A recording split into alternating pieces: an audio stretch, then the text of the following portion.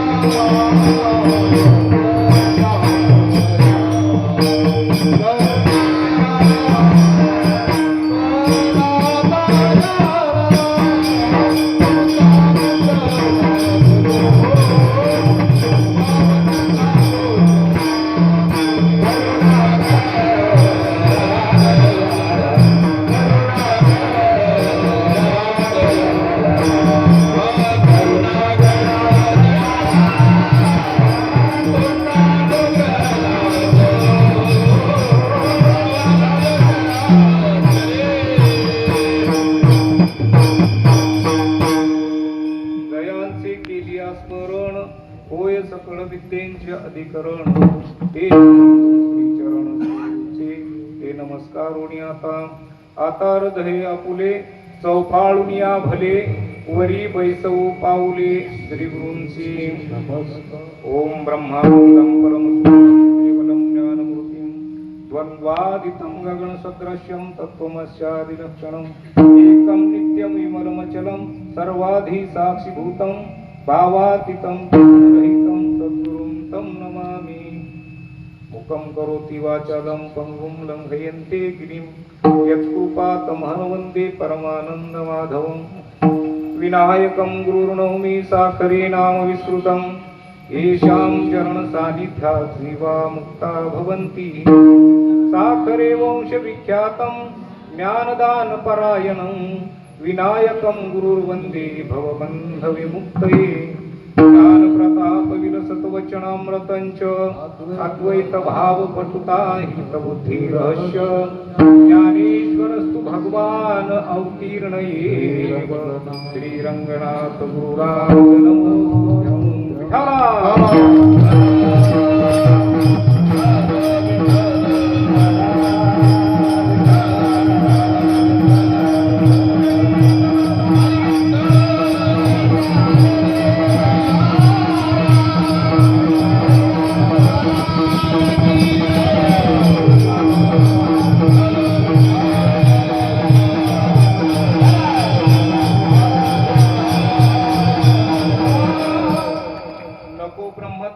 आत्मस्थिती भाव नको ब्रह्मज्ञान आत्मस्थिती भाव मी भक्त तू देव ऐसे करी दावी रूप मज गोपिका रमणा घेऊ दे चरणावरी माथा. प्रस्तुत सेवेकरिता घेतलेला अभंग जगद्गुरु श्री संत तुकाराम महाराज यांचा हा अभंग 5 चरणाचा आणि मागणी करता आज घेतलेला आहे. म्हणून हा मागणीचा अभंग आहे. तसा हा विनवणीतला अभंग आहे. पण मागणी विनवणी आणि विनंती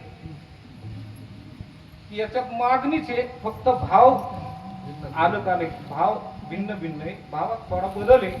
म्हणून मागणीचा अभंग आहे. आजच्या सेवेकरिता घेतलेला अभंग हा मागणीपर घेण्याचं एक बंधक असल्यामुळं तो अभंग घेण्यात आलेला आहे. त्याच्यावर मला माझ्या वृत्तीला जसं जमेल तसं चिंतन करण्याचा प्रयत्न करतोय. विठाला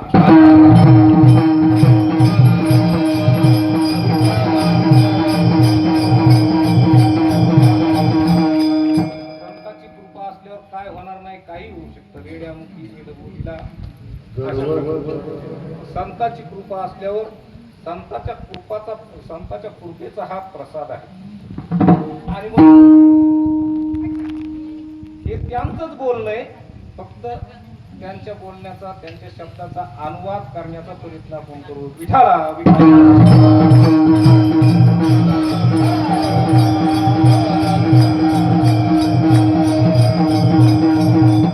मागणीपर अभंग म्हणजे आजच्या दिवसात मागणी करण्याची पद्धत आहे वारकरी संप्रदायाची. तसं पाहायला जर गेलं तर संत देवाकडे काहीच मागत नाही, काहीच मागत नाही. देवाकडे मागत नाही म्हणजे तुमच्या आमच्याकडे माणसाकडे मागते काही नाही. देवाकडे मागत नाही याचा अर्थ देवाकडे म्हणजे एवढा मोठा देव आहे त्याच्याकडे मागत नाही तर बाकीच्याकडे आपल्याकडे चिल्लर चालूच आहे. भुरकुट्याकडे कशाला काय मागते नाही. देवाकडे सुद्धा काही मागत नाही. काही मागणे हे आमची वडिलाची रीत जाणत असो. वडिलाची रीत म्हणजे आमच्या संत परंपरेची रीत, की आमचे जे संत आहेत की ही संतांची परंपरा आहे. ही निरपेक्षता सुचिर दक्ष उदासीनो गतव्यतः की जे निरपेक्ष की ज्यांना कशाचीच अपेक्षा नाही एका परमात्म्याच्या भजनाशिवाय आणि एका परमात्म्याच्या प्राप्तीशिवाय त्यांना दुसरं काहीही हे लोकातलं किंवा या विश्वातलं काहीही द्यायला मागण्याची गरज नाही. कारण त्यांना मागण्याची गरज कशामुळे नाही तर त्यांनी विचार करून हा त्यांच्या लक्षात आलेलं आहे की हे सगळं नाशवंत आहे. नाशवंत ते कशाला मागते. पण परमात्म्याची जी भक्ती जिला संत ती भक्ती अशी करतात की ती विनवणीतून म्हणजे आर्ततेतून करतात. आणि आर्तता या अभंगात आर्तता दाखवलेली. कारण हा अभंग मागणीचा जरी असला तर मागणीत अधिकार लागतो आणि अधिकाराने मागणी केली जाते. आणि मागणी ही ज्याच्याकडे केली त्याला पूर्ण करण्याचं बंधन असतं. त्याला पूर्ण करावं लागतं. आम्हारी मागे पुरी करू जोर देऊन म्हणतात का नाही. आणि मग त्याला काही अंशी का होईना पण मागणी पूर्ण करावाच लागतं.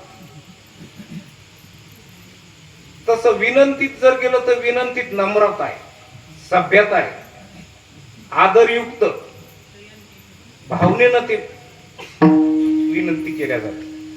जर इथं समजा एखादं लग्न असलं आणि सगळे पाहुणे जेवायला बसतील, पाहुणे म्हणजे वेगळी पत्रिकाची नाही बरं, सगळी पत्रिके वाटली म्हणून त्याचा अधिकार आहे. म्हणून अधिकार असल्यामुळे त्याला बी सगळे वरबाप ते सगळे लक्ष द्या म्हणते. इथं बघा इथं बघा इथं बघा सगळं आहे का नाही. पण एक भिकारी येतो आणि त्याला भूक लागलेली असते म्हणून तुम्हाला बसू द्यावं, मला जीव घाला. एक जण वाड्या होता तिथं, तर म्हणला ए तुम्हाला काही धंदे आहेत का नाही रे, आत्ताच पाहुणे बसले की भिरडीचे होऊन निघा इथून. पण तो केविलवाणी बोलू लागला की अहो मला भूक लागली, मला काय बांधून न्यायचं नाही काय नाही, मला जेवायचंय, मला भूक लागली. आणि मग ते वर बापानं पाहिलं, तो म्हणला ए अरे त्याला, कारण वर बापानं पाहिलं पण त्याची केविलवाणी विनवणी पाहिली की अरे विनवणी करायला आणि याला जेवायचंय, याला काय न्यायचे का बांधून, जेवायचे म्हणलं. जेवल्या म्हणलं आपल्याला जेवण कशा करता येईल, जेवणारा करताच ना, ज्याला भूक लागली त्याला तर आधी जेवण घालावं. आणि म्हणून त्यांनी पाहिले की काढून देऊ नका, म्हणजे त्याची आर्तता पाहिली, त्याची विनवणी पाहिली की त्याची विनंती. कारण विनंतीत असं असते की विनंती ही फेटाळून बी लावता येते, ज्याच्याकडे केली त्याला काय फेटाळण्याचा अधिकार असतो विनंती. पण विनंती करणाराची नम्रता पाहून, त्याची मागण्याची योग्यता पाहून, हे मागायला लागला तर काय योग्यतेच आहे का कसं आहे का आपल्याला देण्यासारखं नाही, तर जर नसलं तर ती विनंती फेटाळून बी लावता येते. जसं मागणी फेटाळून लावता येत, कारण मागणी अधिकारानं असते. जर आपण कोणाच्या कामाला गेलो बाजारच्या दिवशी त्याचे घ्या पैसे म्हणलं की ते अधिकारानं झालं, त्याला द्यावाच लागतं. नसते तरी कमी रमी असले ते म्हणतो 2-4 दिवसाला देईन काही, पण आज थोडीच एवढीच, नाही म्हणता येते का, नाही म्हणता येत नाही. मागणीत अधिकार असतो आणि मागणी ज्याच्याकडे केली त्याला पूर्ण करावाच लागते.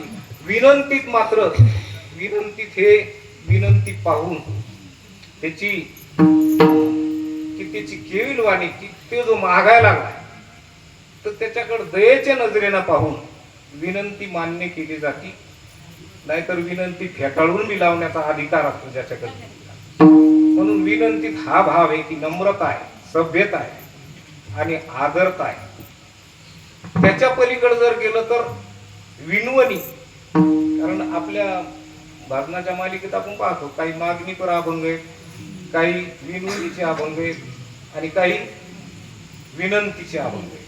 नाही, विनंतीचे अभंग जर पाहिले तर हे चिदान देगा देवा तुझा विसरण भावा करो विनवणी पायी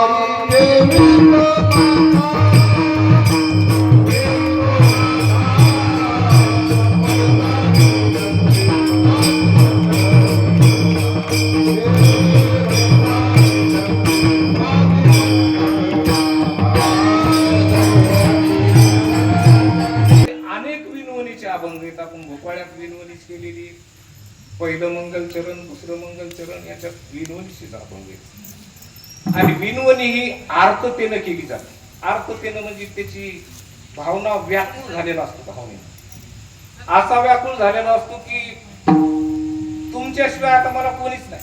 तुम्ही विनवणी म्हणजे माझी मान्य करा नाही तर नका करू, पण माझं सगळं सर्वस्व पणावर आहे, तुमच्यावरच. असो नसो भाव अगो तुझ्या काया, पण भाव असो का नसो हे वेगळं झालं, पण इथं काही असो की आता तुमच्यावरच सगळं, तुमच्याशिवाय मला कोणीच नाही. कारण आता माझा प्राण गेला तरी चालेल, पण तुम्हीच माझे दाते, तुम्हीच माझे मायबाप आहेत. कारण दुसऱ्याकडे मी कोणाकडे जाऊ शकत नाही, तुम्हीच.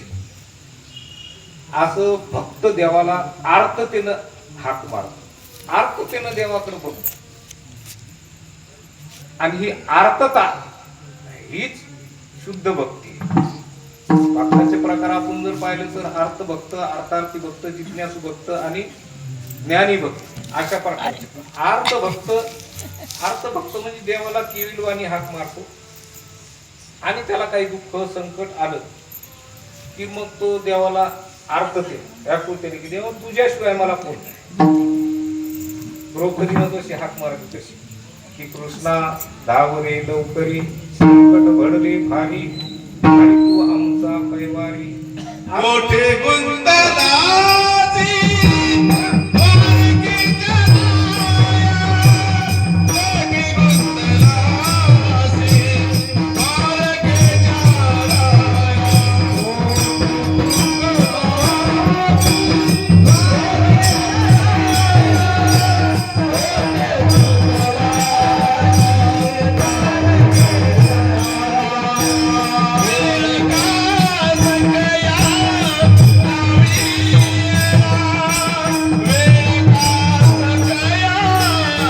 विला कुठे गुंतला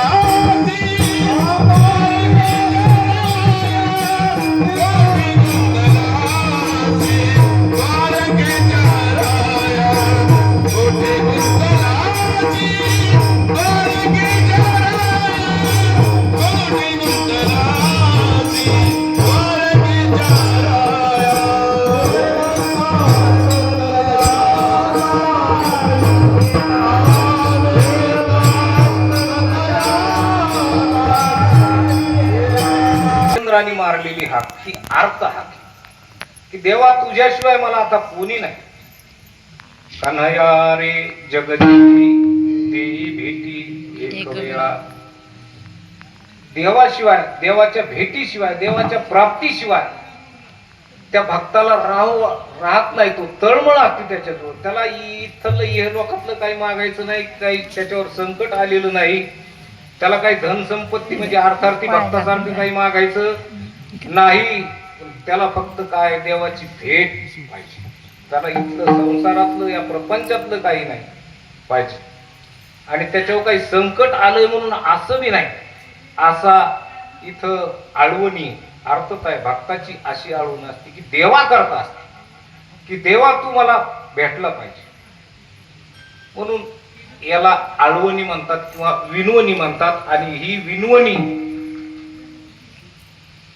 विनवणी केली की विनवणी केल्यावर त्यालाही राहत नाही, त्याच्याही पोटात तळमळ, त्याच्या अंतकरणात सुद्धा तळमळ होती की माझ्याशिवाय आता याला कोण नाही. हा एवढा आर्ततेनं की आता याचा वाली माझ्याशिवाय कोणी नाही, म्हणून त्याला सुद्धा धावूनच यावं लागतं. तशा प्रकारची आर्ततेची हाक किंवा विनवणी महाराज या अभंगातून करतात. आपण त्याचा थोडक्यात विचार करू.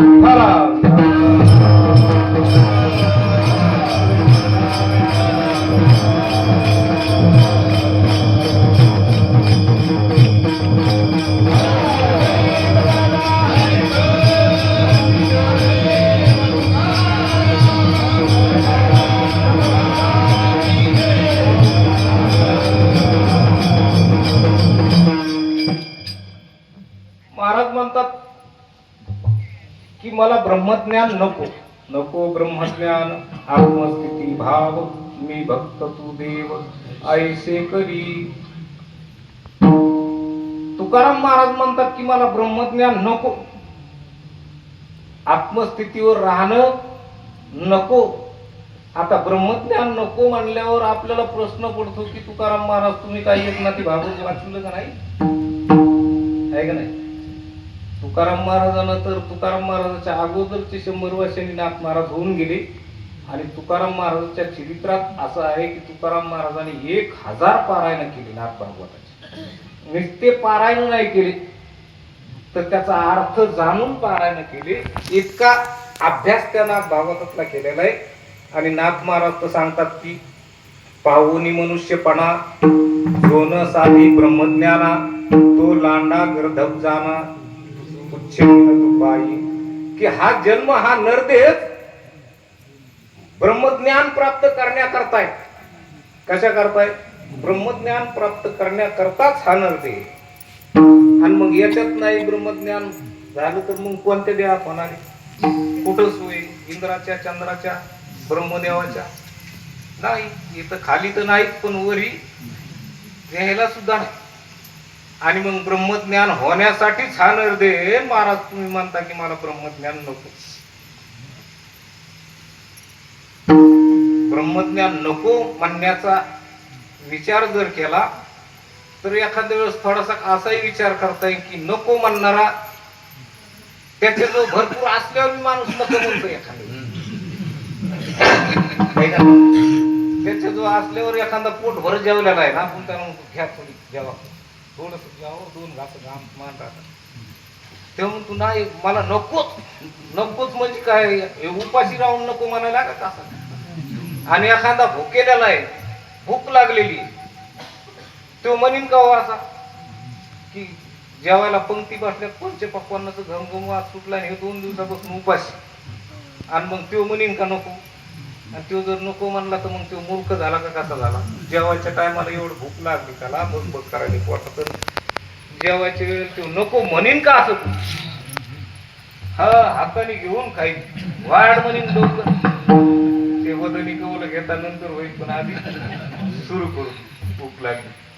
आणि म्हणजे तुकाराम महाराज नको म्हणतात त्या अर्थी आपण थोडासा विचार केला पाहिजे की ब्रह्मज्ञान नको म्हणल्यावर याच्याकडे ब्रह्मज्ञान म्हणजे नाही म्हणल्यावर आता याचा काय होतं की जे काही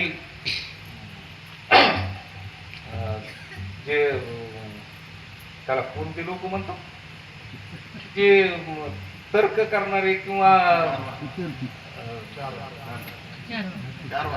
चार वाक नाही त्याला विठाला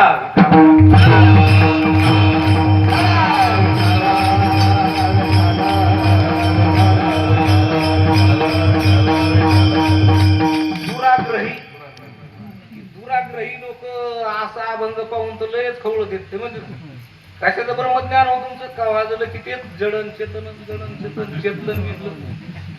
आता याच्या टकुऱ्यातच नाही बसत भोपडीहून जात त्याला काय त्याला जडण चेतन कळतच नाही असा हे जड झालेला आहे.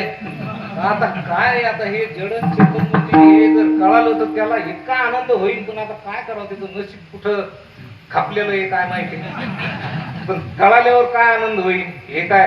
पण आता ते काय म्हणते अहो मस्त नामस्मरण करायचं भजन करायचं चाली म्हणायच्या गायन करायचं मस्त धिंगाणा करायचा फुगड्या पावल्या ह्या दान दान दान दान सप्ताह असं झालं पाहिजे.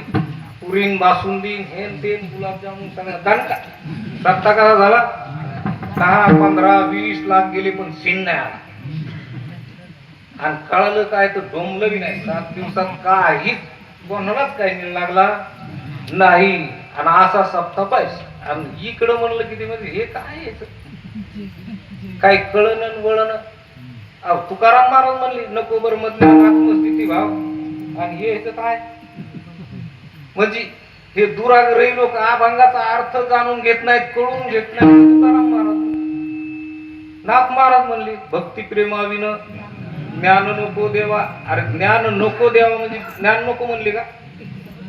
ते म्हणले ज्ञान पाहिजे आपण भक्ती प्रेमा वाचून नग भक्ती प्रेमा सहित ती कसं ती. पण माणसं लगेच अर्थ घेते.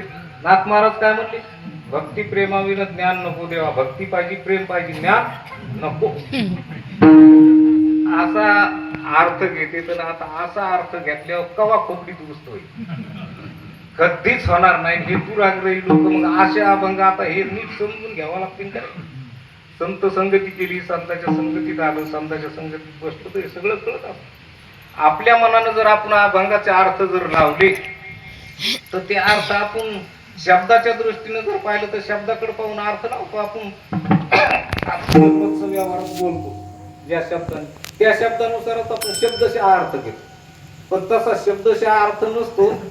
वास्तविक त्याची लक्षणं करावं लागते की हे काय म्हणतात महाराज याच्यात. आणि त्याचं खोल चिंतन असतं. म्हणून एक एक अभंग 4-4 महिने कीर्तनच होते त्याच्यावर 4-4 महिने चिंतन चालते. काय त्या अभंगाची खोली असन काय त्या संतांच्या विचाराची खोली असन ही कोणालाच कळत नाही. एवढी खोली एवढं ते असं अथांग असलेला ज्ञानाची सागर म्हणजे संत आहेत.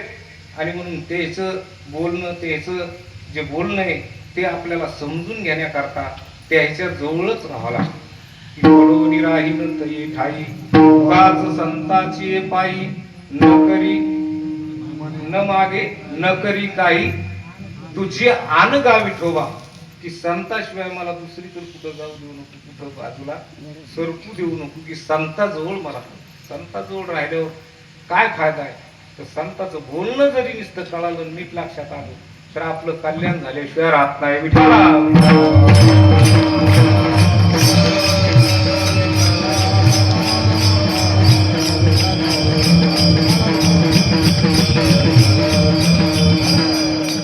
महाराज म्हणतात की मला ब्रह्मज्ञान नको. नको म्हणल्यावर महाराज तुम्हाला ब्रह्मज्ञान नको याचा अर्थ तुम्हाला ब्रह्मज्ञान नको आणि आत्मस्थितीवर राहणंही नको. वास्तविक पाहता तसं जर बघायला गेलं तर हे जे अभंग आहेत सगळेच अभंग परार्थी आहेत म्हणजे परोपकाराकरता केलेले आहेत, म्हणजे आपल्यावर उपकार करण्याकरता केलेले आहेत. म्हणून कोणताही अभंग जरी असला तर तो अभंग आपल्या करताच, कोणाकरता? आपल्या करताच, अधिकारानुसार असल, पण आपल्या करताची, संता करता हे नाही. कारण संताकडे जर पाहिलं तर ते अवतार घेऊन आलेले, ते काय कर्माने जन्माला आलेले नाहीत, आणि ते आपल्या करता आलेले, आपल्या उद्धारा करता आलेले. उद्धराया जना जना जीवा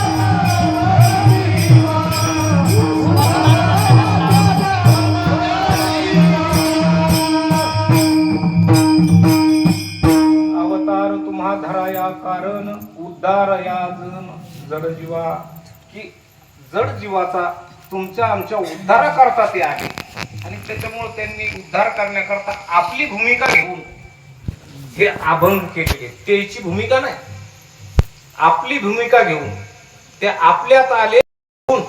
ते म्हणते की कोणत्याही अभंगात विचार करा, ते वास्तविक पाहता तुकाराम महाराजाला का देव भेटला नव्हता का? पण सगळ्या अभंगात पहा देवाची आळवणी केलेली, विनवणी केलेली. नाटाचे अभंग बघा, भोपाळ्याचे बघा, अनेक अभंग आहेत असे की भक्तीचं जे शास्त्र आहे ते फक्त तुकाराम महाराजाच्या गाथ्यात बघावं. यथार्थ की भक्तीची परिसीमा ज्यामध्ये येतो म्हणजे गाथा आहे, की भक्ती तुकाराम महाराजाची जी भक्ती आहे ती भक्ती या अभंगातून होते. काय भक्ती? मग भक्ती म्हणजे तुकाराम महाराजाला ब्रह्मज्ञान झालं नव्हतं म्हणून भक्ती करू लागली का? भक्ती कशा करता करावं लागते? पुढे भक्तीने धरिले हाती, मागे ज्ञान वैराग्य धर्म येती, केले जी आचपळे होती. पाठ आहे का नाही? विठाला विठाला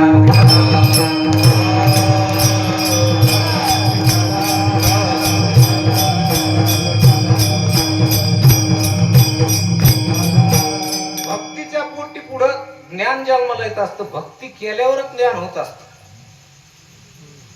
आणि म्हणून तुकाराम महाराजांनी एवढं जे भक्तीचं स्तोत्र गायलंय सगळ्या गाथ्यामध्ये, सगळी भक्तीची तर ती कोणा करताय की ती भक्ती तुकाराम महाराजांनी त्यांनी केली म्हणजे त्याला करायची गरज होती का? आपल्या करता करून दाखिली, आपल्या करता करून दाखिली. वास्तविक पाहता ते आपली तळमळ पाहून, जीवाचं दुःख पाहून ते इथं आलेले. धन्य ते संसारी दयावंत जे अंतरी, येथे उपकारासाठी आले घर ज्या वैकुंठी. त्यांचं स्वरूप वैकुंठ हे स्वरूप म्हणजे हे त्याचं स्वरूप, हे त्यांचं घर आहे. पण त्या स्वरूपाहून ते खाली आले आणि खाली येऊन भक्ती करून आपल्याला दाखवली. ती भक्ती आपल्या करता आपण करावा म्हणून का त्याला करायची गरज होती म्हणून? आपल्याला भक्ती कशी करता येईल, आपण भक्तीला कसं लागावं हे त्यांनी इथं येऊन भक्ती करून दाखवली. आणि मग आपल्यालाही ती हाताला धरून करायचं शिकवलं. मग ही त्यांची जी भूमिका आहे या अनेक अभंगातली, सगळ्या अभंगातली, ती भूमिका त्यांची नाही, आपली भूमिका आहे ना. आपली भूमिका घेऊन अभंग केलेले आहेत. विठाला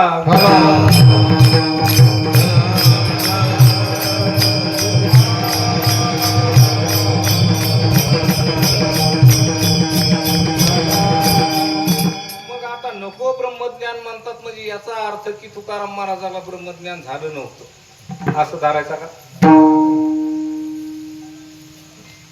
महाराज ब्रह्मस्वरूपच होते. तुकिता तुलनेसी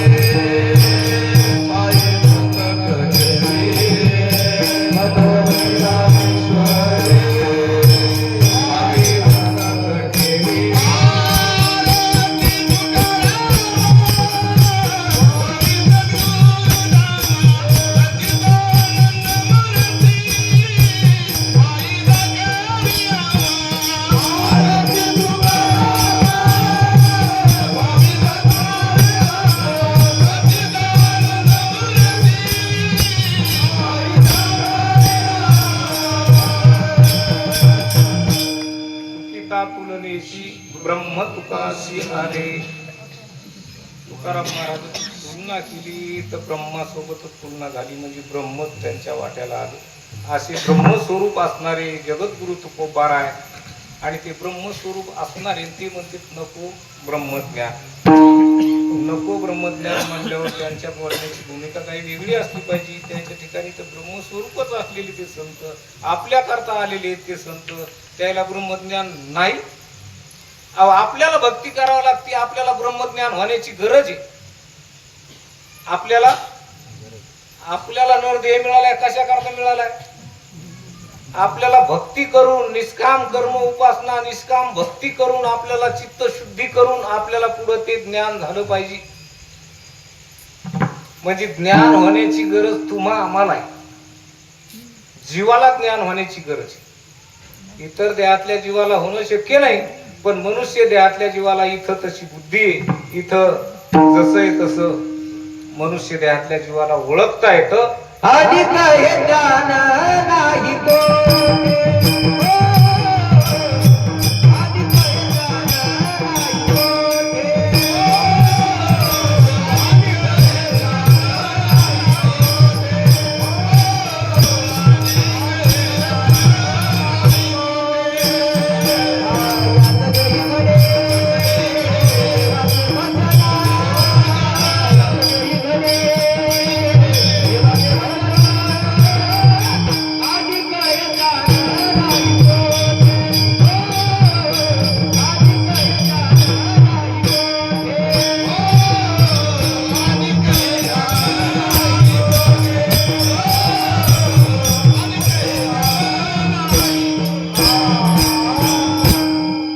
याची देही घडे देवाचे भजन आणि कहे ज्ञान नाही कोठे. की महाराज म्हणतात या देहातच आपल्याला भजन करता येतं. असं ज्ञान म्हणजे असं कळणं, असं ओळखणं इतर देहात नाही. स्वर्गातले देव जरी असले तर त्यांना सुद्धा भजन करता येत नाही.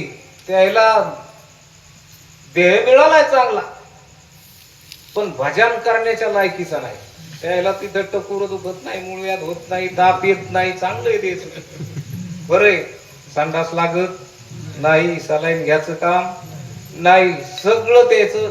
देहाच्या बाबतीत म्हणलं तर चांगलं आहे, पण भजन करता येतं का? मुक्त होता येतं का? ब्रह्मज्ञान संपादन करता येतं का त्या देहानं? नाही करताय. म्हणून तर ते म्हणतात की हे लोक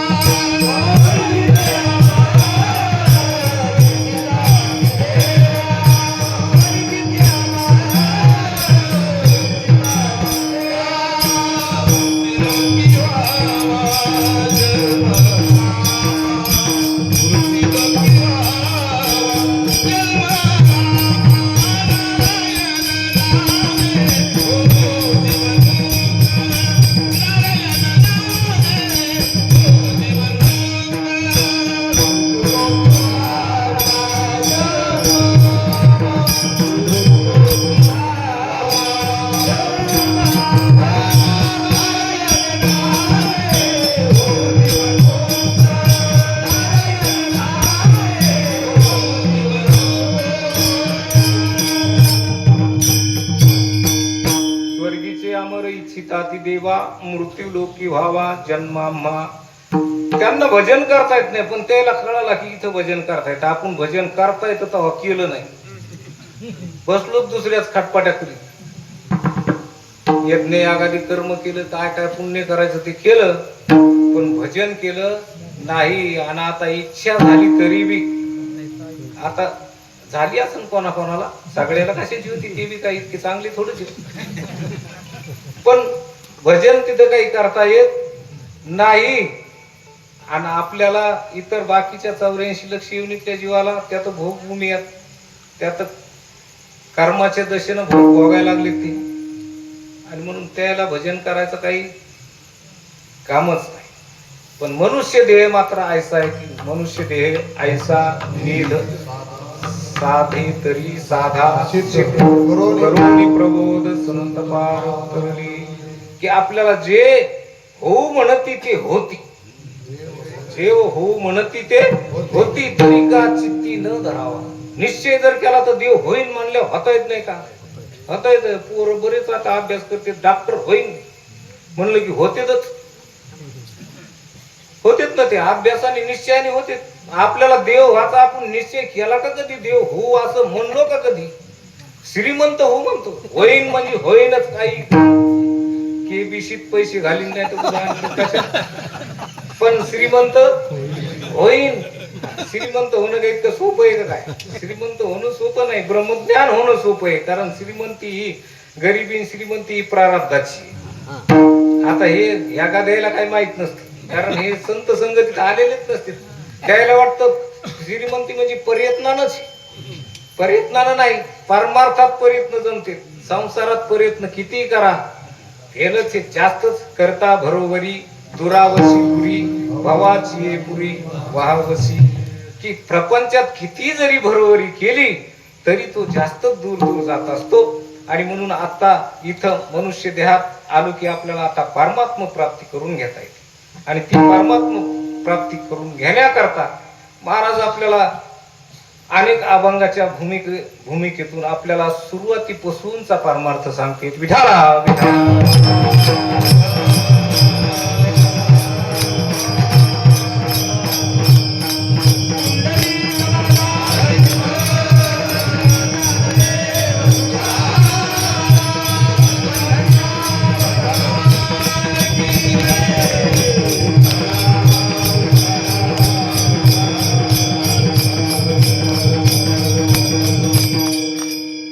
महाराजांनी आपल्याला सहजासहजी तर आपण इतके काही चांगले नाही म्हणून लगेच बसलं. महाराजा पुढे एकदा जरी बसलं तर ऐकून बरं मज्ञान होईल कळण असं काही नाही. किती येतात महाराजाकडे, रोज येतात, रोज उठून बसून जातात.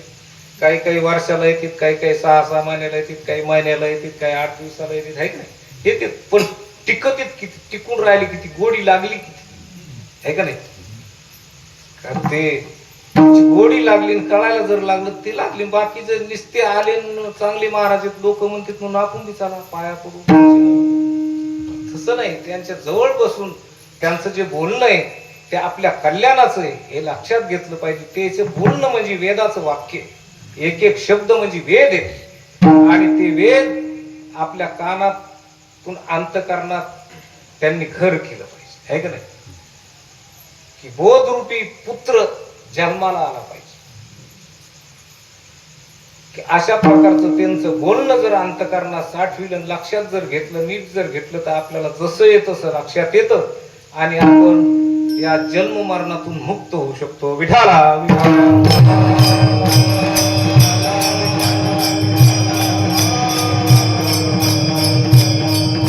आणि हे सोपं आहे, एकदम सोपं. याच्यासारखं दुसरं सोपं काहीच नाही.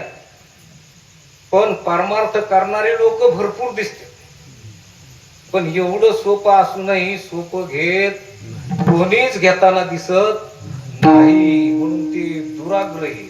काय आम्ही म्हणतो तेच खरं, आम्ही म्हणतो तेच खरं. दुराग्रह जाऊ द्या. संसारातला दुराग्रह एखादबार संसारातली मूर्खता काढता येईल परमार्थात आल्या.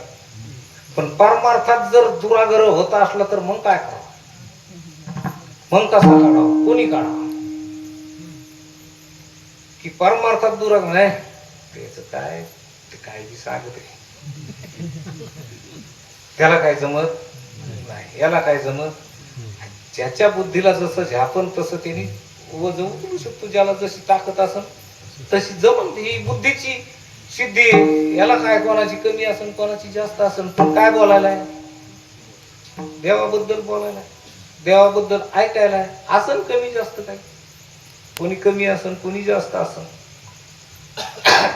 पण बोलणं मात्र कोणाविषयी, ऐकणं मात्र कोणाविषयी, भाव कोणावर आहे, श्रद्धा कोणावर आहे. अहो श्रद्धेला आणि भावाला महत्व आहे. ज्ञान कमी जास्त, कळणं कमी जास्त होईल, अभ्यास कमी जास्त होईल. आता ज्याला कीर्तन करायची त्याला भरपूर शिदुरी लागती तिकडं वाटायला. कोणी घेऊ का नाही घेऊ, पण आपली ठण ठण ठण आहे का नाही? म्हणून आपल्याला उद्धाराला किती लागतं, आपल्या कामापुरतं किती लागतं. महाराज म्हणते तितकं घ्या. का सगळ्यालाच महाराज म्हणले का कीर्तन करा म्हणून? नाही, घ्या. तुम्हाला झालं की तुम्ही बी सांगा दुसऱ्याला. घरी एकट्याने बायको पुढे कीर्तन करायचं जमत, तिला सांगायचं. महाराज म्हणतात ना की तू बी ऐक, तुला तू कळून घेईन, बायकोला सुद्धा. कारण तिला तो घरी आणलं, तिला काय असं म्हणजे तिला नुसतं कामालाच आणलं का भांडे घासायला? नाही, तिला सुद्धा मुक्त करायचं. विठाला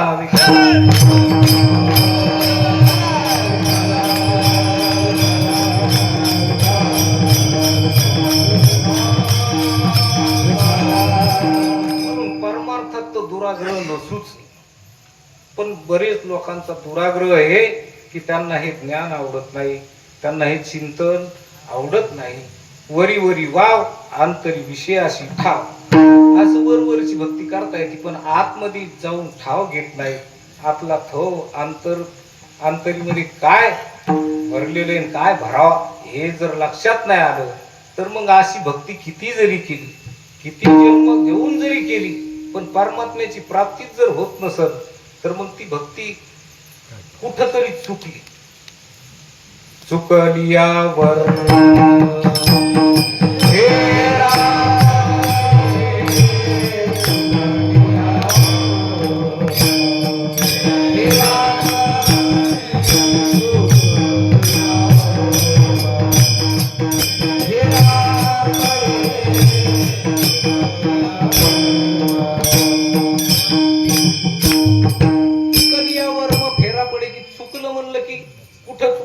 आपलं भक्ती करायला. आपल्याला जर भक्ती करूनही आयुष्य गेलं काही काहीच भक्ती करण्यात, आणि ते बी असं म्हणते बी बंद आयुष्य घातलंय लहानपणापासून तर आता टाकतो अजून. पण पुन्हा वाट्यावर बसला की कन तू काय करावं, लय त्रास झाला, आता काय खरं नाही, कसं होईल तो हो, आता एवढी भक्ती करून कसं होईल तो हो, म्हणजे त्याला कळालंच नाही. ते शरीरावरच आहे, अजून देहावरच आहे. तुकाराम महाराज म्हणते जोरी नाही निरसला देह तोरी अवघे संसारिक. मग किती जन्म घेऊन भक्ती जरी करीत असला पण देहावरून जर उठतच नसला तर ते वर्म चुकलं ना. विठाला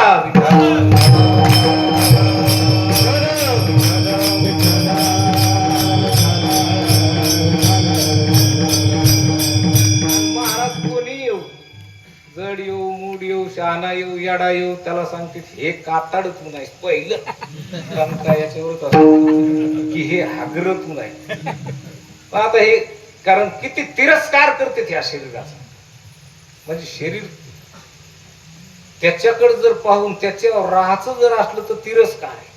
त्यांनी भक्ती करायची, त्यांनी भजन करायचं तर भजनाकरता ते चांगलं आहे. पण जर संसार करण्याकरता जर म्हणतात तर मग ते चांगलं नाही, ते भजनाकरता चांगलं आहे. मनुष्य देह म्हणलं की भजन करण्याकरता, चिंतन करण्याकरता चांगला आहे, संसाराकरता चांगला नाही. मग संसारातून जर नाहीच उठला तर मग कशामुळे वाया गेला? देहबुद्धीमुळेच गेला का कशा? देहबुद्धीची नरा थोर चिंतेचा आडता. की चिंता आहे, देहबुद्धी म्हणलं की चिंताचे आडदारा, म्हणजे खूप चिंता आहे. म्हणून आता ही देहबुद्धी इथं काढता येते. आणि असे संत, असे महात्मे भेटल्यावर काही उशीर आहे का? काहीच उशीर नाही. पण नेमकं कुठं काय कायच घोडं पेंड खातं काय, मला तर काही मिळच कळत नाही की कुठं शिक. इतकं जवळ राहून बी काय कायला ते काय मिळत बसणं, कसं काय असं उलट पालट होते, जरासं काय चितपट झाल्यासारखी होती. पण तसं नाही की संताचं लक्षण पाहून, संताचे विचार लक्षणासहित अंमलात आणले पाहिजे. की ते कसे वागते त्याच्या पायावर पाय देऊन. हे का नाही, एखादा पोरग जर असं चांगलं काम करणारं कसदार निघलं की ते म्हणतो बाप बी याचा असाच होता, आणि हे बी असं बापाच्या पायावर पाय देऊनच चालतं. बापाच्या पायावर पाय देऊन नाव घेतात लोक त्याचं, आहे का नाही. मग आपण ज्या संताच्या संगतीत आहेत त्यांचा विचार ते कसे वागतात, ते काय करतात, हे जरा बारकाईनं जर पाहिलं तर निदान त्याच्या पायावर पाय देऊन राहण्याचे प्रयत्न तरी करायला पाहिजे, एक पाऊल तरी पुढे टाकण्याचे प्रयत्न करायला पाहिजे. पण महाराज काय करायले तर आपण काय करायलो याचा काही ताळाला मिळ नाही. विठाला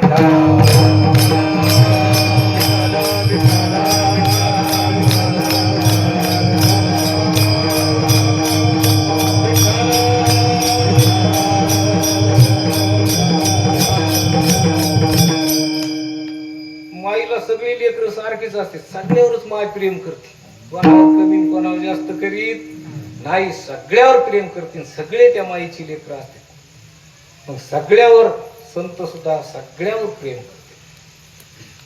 पण जर लयच एखादा समजा खडबळपणाच करायला, खोड्याच करायला, मग त्याला माय मारती, नीट वागवण्यासाठी काय त्याला शिक्षा बी करती, त्याला तटाडून पटाडून काही व्हायला नीट वागण्याचा प्रयत्न करती. मग हे सगळं आपल्या करताच, पण आपण चुकू नाही हे ध्यानात घ्या.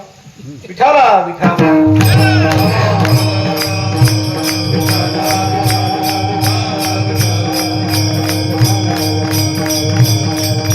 म्हणून ही संताची जी भूमिका आहे ती सगळी भूमिका आपल्या करता आहे.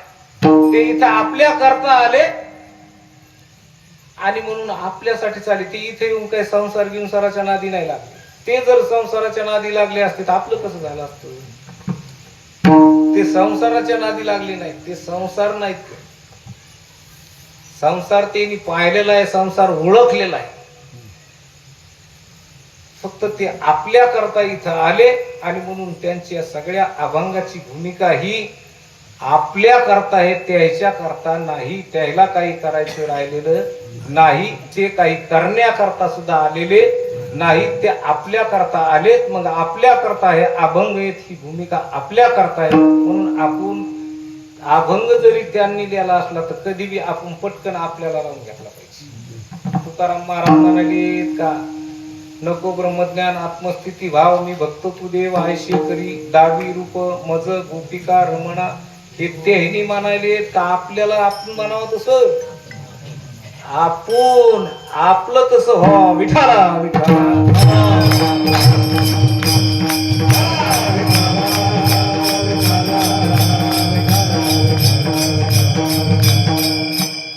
म्हणून महाराज की मला ब्रह्मज्ञान नको म्हणतात, म्हणजे याचा अर्थ महाराजाला ब्रह्मज्ञान नको म्हणजे की त्याला झालंच नव्हतं म्हणून गरज नाही का. तर ब्रह्मज्ञान हे सगळ्यालाच ब्रह्मज्ञानाची गरज आहे, सगळ्यालाच ब्रह्मज्ञानाची गरज आहे. आपल्याला तर गरज आहे, आपल्याला ब्रह्मज्ञान झालं पाहिजे. कारण ब्रह्मज्ञान म्हणजे ही भक्तीच्या नंतरची स्थिती, भक्तीच्या पुढे ही स्थिती जाती की त्यावेळेस आपल्याला मी देह नसून मी चैतन्य असा आपला निश्चय होत असतो आणि सर्वत्र ते चैतन्य व्यापक आहे, तो परमात्मा सर्वत्र व्यापक आहे अशी अनुभूती ज्याला येते. तेने पीडा वारेला,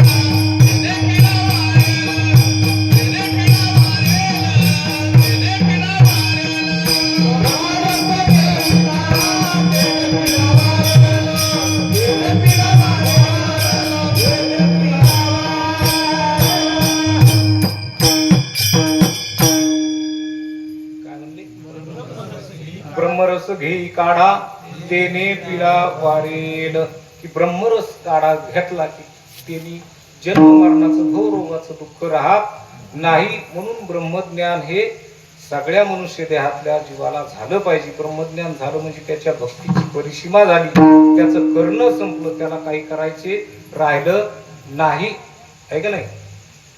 ज्याला सर्वत्र देव जर दिसू लागला, आहे का नाही, तर त्याला पूजा ध्यान जप त्याची नाही. की ज्याला सर्वत्र भगवत दर्शन झालं, आता त्याला काही करायची गरज नाही. अशी अवस्था झाली पाहिजे हे आपल्या करताय. आपल्याला तसं झालं नाही, आपल्याला ब्रह्मज्ञान झालं पाहिजे. म्हणून आपल्याला चित्तशुद्धीचा परमार्थ सांगितला, निष्काम कर्म, निष्काम उपासना. कारण आता एकदम तर होत नाही. मग महाराज सांगते तुला कळत नाही ना, नाही कळू दे, कळण एक दिवस. तू भजन कर. काय कर? भजन कर, नामस्मरण कर. सकाळी 1 तास कर, संध्याकाळी 1 तास कर. काकडा घी, हरिपाठ घी. महाराज भजन करून घेते. कारण भजन ही निष्काम कर्म उपासना आहे. अंतकरण निर्मळ होतं, मन निर्मळ होतं. नामस्मरणाचा जो फायदा आहे, जे नामस्मरणाचं फल आहे, तर ते चित्तशुद्धी आहे. आणि म्हणून चित्त शुद्ध झालं की तिथं ज्ञान झाल्याशिवाय ते ज्ञानाचं अधिकारीच होतं, तिथं ज्ञान होतच. पण ते होतं म्हणजे ती परमात्म्याने व्यवस्था लावून दिलेली. एक तर ते कोण्या साधू संतांच्या भेटीत तिथं नेऊन घालीन, नाहीतर नसले त्या काळात संत उपलब्ध तर स्वतः होऊन येतो. आपणचे देव होय.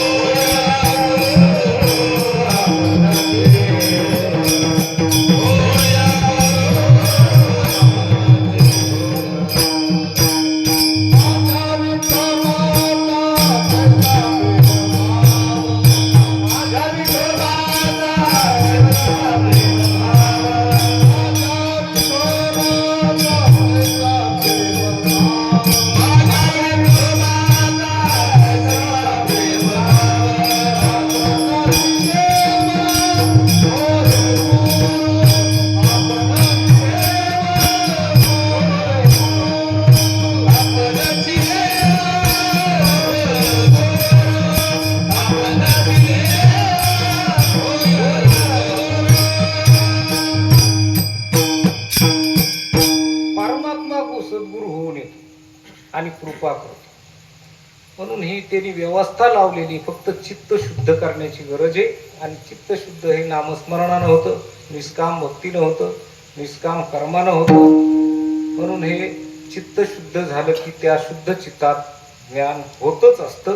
पण ज्ञान ज्या वेळेस ज्ञान झालं तर ते ज्ञान झाल्यावर त्या ज्ञानावर टिकून राहायला जरा सोपं नाही.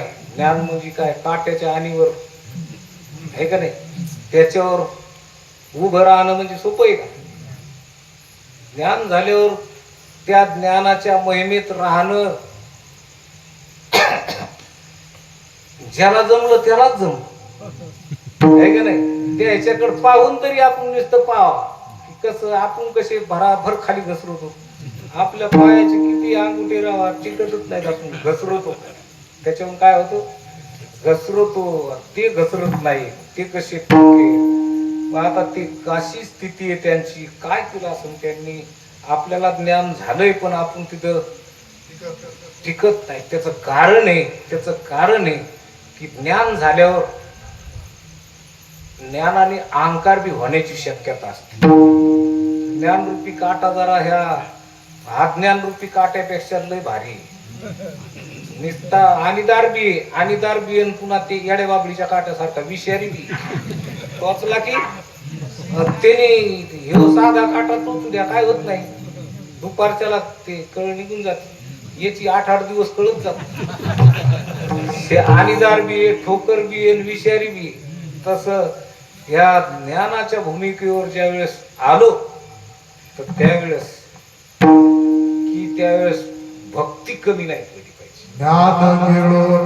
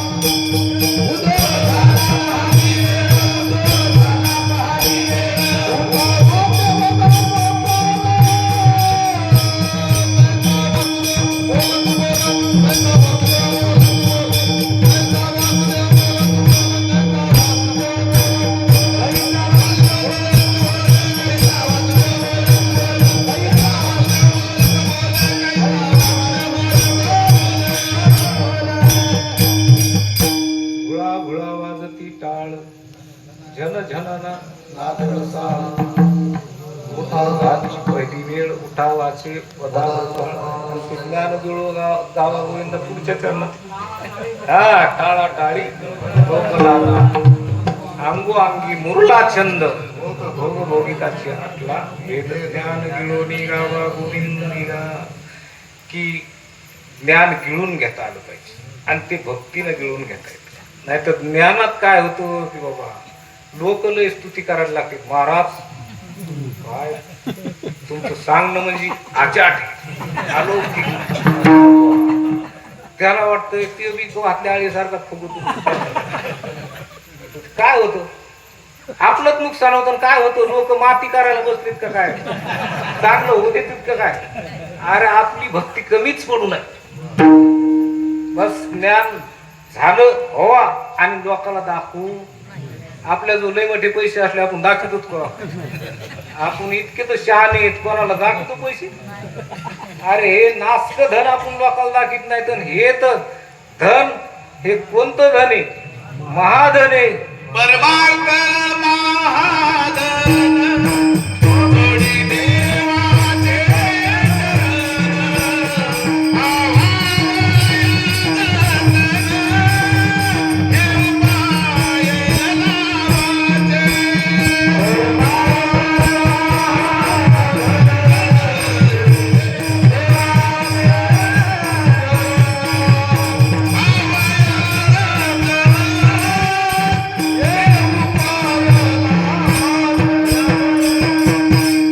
परमार्थ महाधन जोडी देवाचे चरण की हे महाधनी. आणि हे महाधनी म्हणल्यावर किती जपावं लागल. अरे ह्या धनाला इतके चोट्टे येत तर किती येत. हे तर मातीतच घालतेत. याच्याशिवाय दुसरा काय स्तुती करू करू चांगलं खाऊ खाऊ घालू घालू हे कुठं घालतेत. मातीत घालते. आणि आपण त्या लोभात जर बळी पडलो की मग संपला. मग संपला. महाराज तर अगोदर महाराज लोकांचा जास्त अपमान करते. त्याची जिरविते आधी कोणाची. हा महाराज लोकांची. त्याला नीटच बोलत नाही. कारण महाराजालाही वाटत की अभिमान कोणाचाही राहू नाही. कोणालाही अभिमान होऊ नये. ज्ञान होऊ नये का. ज्ञान हो. ज्ञान होण्याकरता साधे ज्ञान झालं पाहिजे. पण झाल्याला कळालं बी नाही पाहिजे. कोणाला दाखविलं कशाला लोकांना जगात दाखवीत बसायचं नाही. हा एकूण मकाला सांगा दोस्त सोबती म्हणून आपलं प्रेमानं सांगत बसा. सांगितलं चांगलं सांगावं सगळ्याला हो ह्या विषयातून. पण वासरात लंगडी गायची आणि तिला वाटतं मी लय शहाण. तसं शहाणपणा कधीच घ्यायचा नाही. कारण शहाणपणा अंगी लावून घ्यायच्या लायकीचे आपण नाहीत. आपल्याला त्या स्थितीवर राहायचं. अजून आयुष्य आपलं बरंच असं कदाचित सांगता येत नाही. पण तेवढ्या आयुष्यात आपल्याला टिकून राहणं गरजेचं आहे. आणि म्हणून जर अभिमान झाला त्याचा जर लोक स्तुती करू लागले लोक जर मोठेपणा करू लागले ना आपल्याला जर तो मोठेपणा वाटत असला तर मग आपण घसरलो का काय झालं. घसरलो. हीच भूमिका घेऊन तुकाराम महाराज आजच्या अभंगामध्ये काय म्हणतात. नको ब्रह्म ज्ञान आत्मस्थिती भाव. नको ब्रह्म ज्ञान आत्मस्थिती भाव. नको ब्रह्म ज्ञान आत्मस्थिती भाव.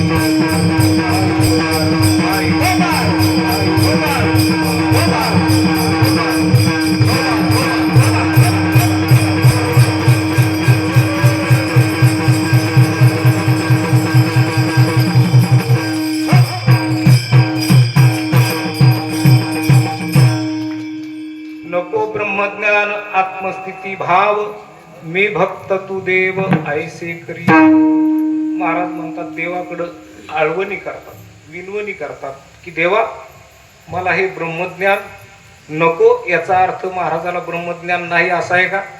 नाही नाही, ब्रह्मज्ञान आहे, पण या ब्रह्मज्ञानाच्या स्थितीवर म्हणजे या आत्मस्थितीवर, ब्रह्मज्ञान आत्मस्थिती म्हणजे आत्मस्थितीचा आपण विचार नंतर करू, पण ब्रह्मज्ञान नको. नको म्हणजे की ब्रह्मज्ञान झालंय, जसं एखादा जेवणारा पोटभर जेवला, पण त्याला जर आता घ्या घ्या म्हणलं तर तो नको नको म्हणतो, म्हणजे तो जेवून नको म्हणतो, पोट भरलेलं आहे म्हणून नको म्हणतो. तृप्ती झाली या जैसी साधनी सरती अपयशी. म्हणून आता ज्ञान झालं म्हणजे आता गरज नाही, किंवा ते ज्ञान त्या स्वरूपावर टिकून राहण्याकरता भक्ती ही सांगितलेली. कारण भक्तीच्या स्तरात जर राहिलं तरच ते राहतं. म्हणून तसं भक्ती वाचून नाथ महाराज म्हणतात की भक्ती प्रेमावीन ज्ञान नको देवा, अभिमान नित्य नवा दया माझी. की मला ज्ञान आहेच ते, पण भक्ती प्रेमा वाचून नको. म्हणजे भक्ती प्रेम दिसलं पाहिजे, ज्ञान दिसलं नाही पाहिजे. आहे का? श्रीमंत माणसं फाटके कपडे घालते चांगली, पहिले जुनी माणसं, आताचे नाही, आता ओळखूच येत नाही. आता ज्यात जो काय नाही त्याचे कपडे असे टाईट असते, ज्यात जो लय मोठी त्याची बी टाईट, मिळत लागा ना कोण कोणशी. पहिले ओळखू येत होती. पहिले श्रीमंत माणसं पण आपल्या बंडीवर राहायची मळालेली फाटकी श्रीमंत, पण पैसा दिसू देत नव्हते. किती जरी असला तर साधं राहायचं. मग कोणी म्हणतं की माणूस कसा असं साधा असं. मग श्रीमंती दाखव, आताच्या लोकांना दाखव वाटते.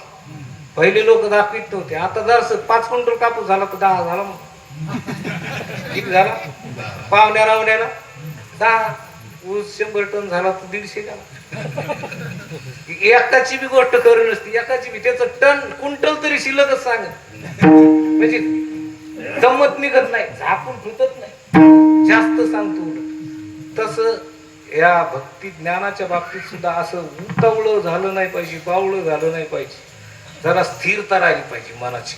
ज्ञान झालं शांत, कसं दाखवायचं नाही अशा प्रकारचं. म्हणून महाराज म्हणतात की हे मला ब्रह्मज्ञान नको. याचा अर्थ की त्यांना नाही असं आहे का, त्यांची तृप्ती होऊन पण नको. आता काय करायचं? ब्रह्मज्ञान नको. आता ब्रह्मज्ञानाच्या त्या स्थितीत नाही, आता भक्तीच्या स्थितीत राहायचं, भक्त होऊन राहायचं, देवाची भक्ती करीत राहायचं. आणि मग ते ज्ञान आहेच असतोय. पाहता दुसरी गोष्ट आत्म स्वरूपावर की नको ब्रह्मज्ञान आत्मस्थिती भाव. आत्मस्थिती म्हणजे की त्या आत्मस्थितीवर म्हणजे त्या ज्ञानाच्या स्थितीवर म्हणजे स्वरूपाच्या स्थितीवर राहणं तुकाराम महाराज म्हणतात नाही. कारण आता जर ते ब्रह्मज्ञान झालं ना, आत्मस्थितीवर जर राहिले तर आत्मस्थिती अशी असते की तिथं काही बोलणं नाही, चालणं नाही, तिथं काही व्यवहारच नाही राहत आत्मस्थितीवर.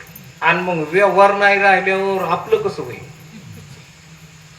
त्यांनी तितक्यातच जर आटपून घेतलं असतं,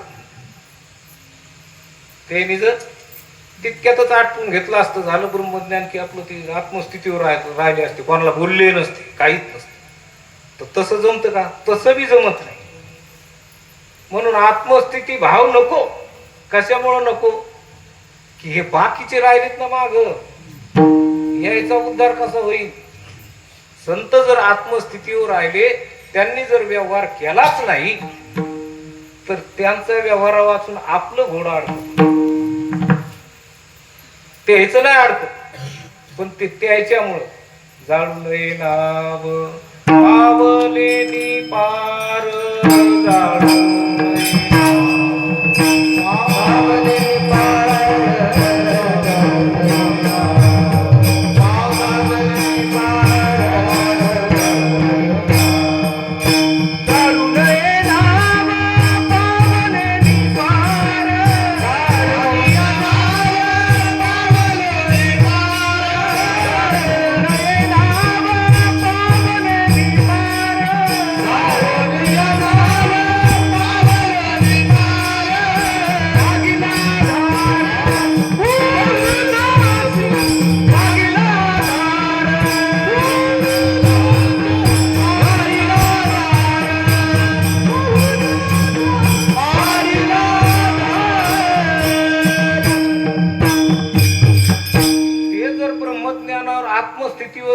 राहिले तर ते बोलले बी नसते, त्यांनी काही व्यवहार केला नसता आणि त्यांनी व्यवहार काही बोलण्याचा केला नसता तर आपल्याला काही पत्ता लागला नसता, आपल्याला कुठून झाला असतं. हे कोणामुळं झालं, हे कोणाची कृपा आहे, त्यांची कृपा आहे.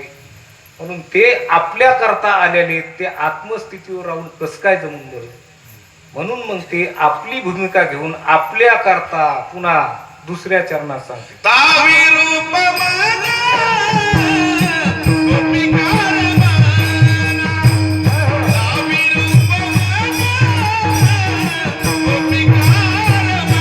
दावी रूप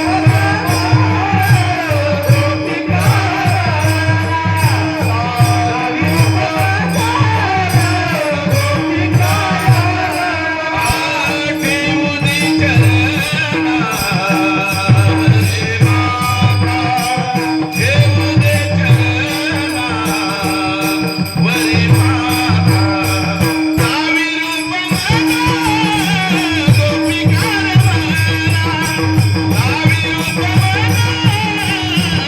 गोपिकार मना,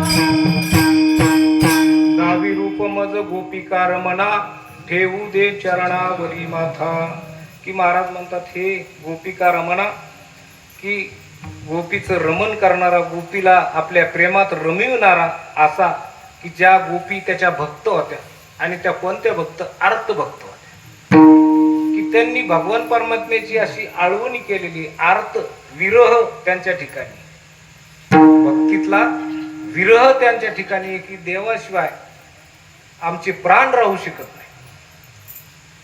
तळमळ ज्या भक्ताच्या अंतकरणात असते, जीवना वेगळी मासोळी पैसा तळमळी, अशा प्रकारची तळमळ झाली पाहिजे. जसा मासा पाण्याशिवाय राहू शकत नाही तसा भक्त देवाशिवाय राहू शकत नाही. देवाच्या भक्तीत तो सतत आळवणी करतो, की त्याला देवाशिवाय दुसरं काही आवडतच नाही. आणि म्हणून तो रात्रंदिवस देवाची आळवणी करतो, की त्याला देवाशिवाय स्वप्नही देवाचंच पडतं. तो जागा झाल्यावर देवाविषयीच बोलतो, देवाविषयी ऐकतो, त्याला सांगायला देवाविषयी आवडतं, ऐकायला देवाविषयी आवडतं.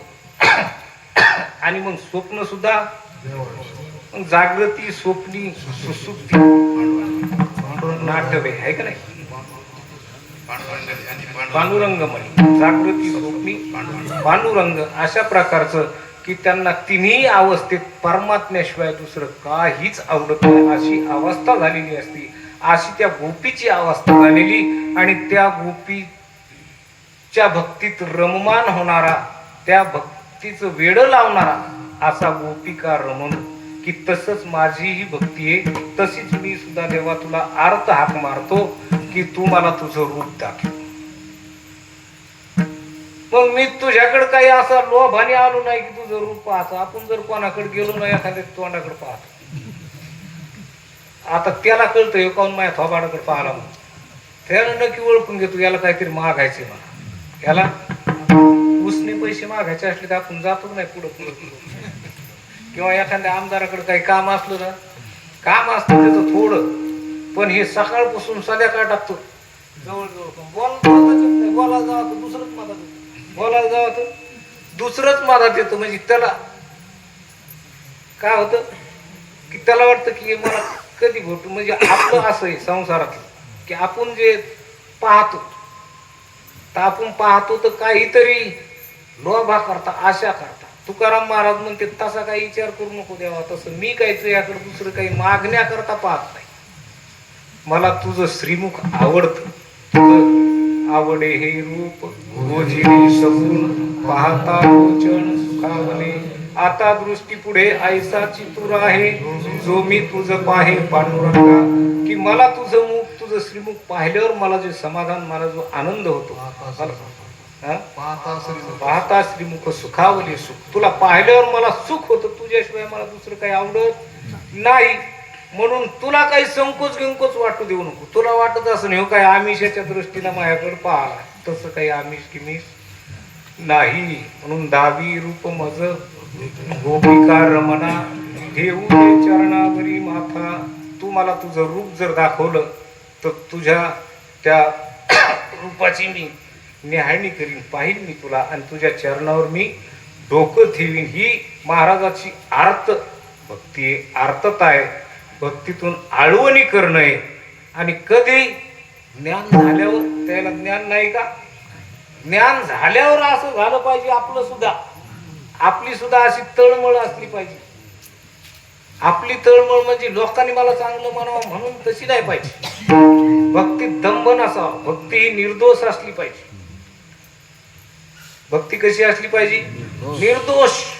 भक्तीत दोष असतील, ती भक्ती दोष काढून टाकायचे. अशी कशी करायची? निर्दोष. मग आपल्याला कळाले पाहिजे भक्तीतले दोष. कळाल्यावर काढता येते, नाहीच कळाल्यावर काय डोंगलं काढता येईल. मग कळाले पाहिजे. मग आपण करतो ती भक्ती बरोबर आहे का चूक आहे. मग बरेच जण अशी फजिती झाली त्याची. भक्ती तर करायला पण कुठशी पाणी गळाले काय मिळत कळणं, डेरा काही भरच न. अशी भक्ती करणं चालू आहे, पण त्याचं कारण आहे की भक्तीतले दोष कळाले पाहिजे. विठाला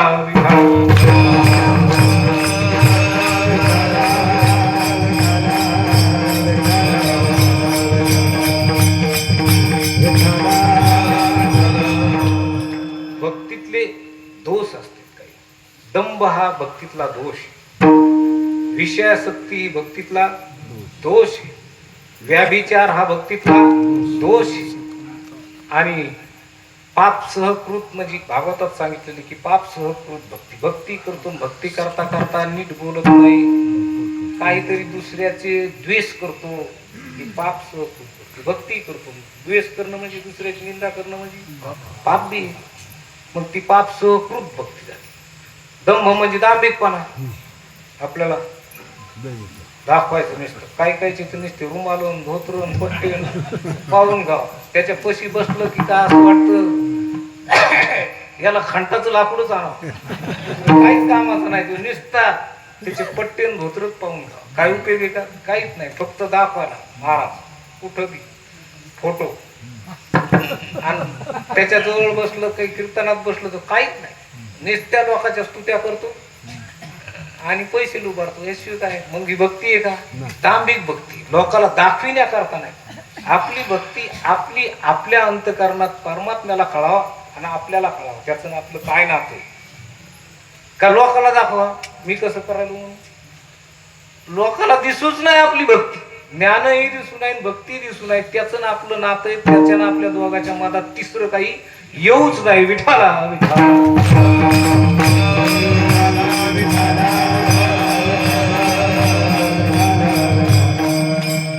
म्हणून दंभ नसू नये, पाप सहकृत भक्ती नसू नये आणि व्याभिचार नसू नये.